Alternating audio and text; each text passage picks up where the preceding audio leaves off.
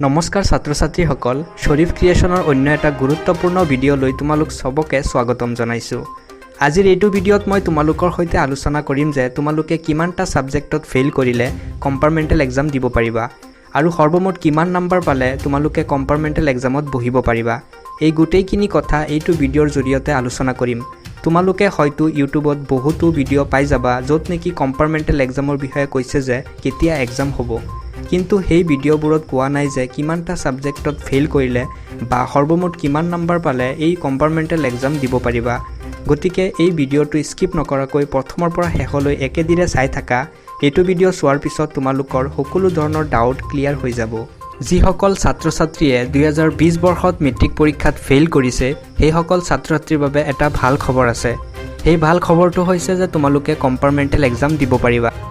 এইটো ৱেবছাইটলৈ মন কৰা। ইয়াতে কোৱা হৈছে যে Seba Compartmental Exam date 2020. As soon as the date sheet is out in the month of July, it is advised to the student that they keep visiting to the official page of the Assam board to get the date sheet as soon as it is published. অৰ্থাৎ ইয়াত কোৱা হৈছে যে 2020 বৰ্ষত যিসকল ছাত্ৰ ছাত্ৰীয়ে matric পৰীক্ষা দিছিলে আৰু যিসকল ছাত্ৰ ছাত্ৰীৰ মেট্ৰিক পৰীক্ষা বেয়া হৈছে আৰু যিসকল ছাত্ৰ ছাত্ৰীয়ে কম্পাৰ্টমেন্টাল এক্সাম দিব খোজে সেইসকল ছাত্ৰ ছাত্ৰীয়ে সেবাৰ যিটো অফিচিয়েল ৱেবছাইট আছে সেইটো ভিজিট কৰি থাকিবৰ কাৰণে। যিহেতু এইবাৰ বেলেগ পদ্ধতিত কম্পাৰ্টমেন্টাল এক্সাম হ'ব, গতিকে এইটো ভিডিঅ' প্ৰথমৰ পৰা শেষলৈ চাই থাকা।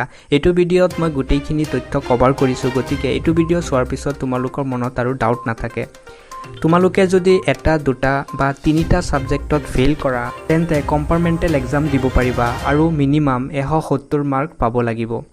তিনিটাতকৈ বেছি অৰ্থাৎ 4টা 5টা বা গোটেইকেইটা সাবজেক্টত ফেইল কৰিছা তেন্তে কম্পাৰ্টমেন্টাল এক্সাম দিব নোৱাৰিবা। তাৰ পৰিৱৰ্তে তোমালোকে অহা বছৰত এক্সাম বা ৰিপিট দিব লাগিব। তো ছাত্ৰ ছাত্ৰীসকল, এইটো হৈছে 2019 বৰ্ষত অনুষ্ঠিত হৈ যোৱা কম্পাৰ্টমেন্টাল এক্সামৰ ৰুটিন। এতিয়া তোমালোকে ভাবি আছা যে এইবাৰতো কম্পাৰ্টমেন্টাল এক্সাম নহয়ে, তো মই কিয় ভিডিঅ'টো বনাই আছোঁ। তোমালোকে হয়তো বহুতে জানা যে এইবাৰ বহুতৰে ৰিজাল্ট বেয়া হৈছে, গতিকে কম্পাৰ্টমেন্টাল এক্সাম পতাটো খুবেই জৰুৰী হৈ গৈছে। আৰু মই ভাবোঁ যে এইবাৰ কম্পাৰ্টমেন্টাল এক্সাম হ'ব। তোমালোকে হয়তো নিউজ পেপাৰ বা ইউটিউব চেনেলৰ পৰা জানিব পাৰিছা যে এইবাৰ কম্পাৰ্টমেন্টাল এক্সাম নহয়, কিন্তু এইখিনি তথ্য হৈছে সম্পূৰ্ণ আনঅফিচিয়েল। সেবা বোৰ্ডৰ পৰা কোনো অফিচিয়েল নটিচ অহা নাই যে কম্পাৰ্টমেন্টাল এক্সাম নহয় বুলি। গতিকে তোমালোকে বিন্দাস থাকা, এইবাৰ কম্পাৰ্টমেন্টাল এক্সাম হ'ব।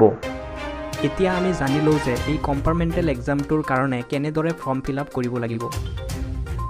তোমালোকে স্ক্ৰীনত দেখা পোৱাৰ দৰে এনেকুৱা এটা ফৰ্ম ফিলআপ কৰিব লাগিব। ফৰ্মখন ফিলআপ কৰি তোমালোকে নিজৰ স্কুলত জমা দিব লাগিব।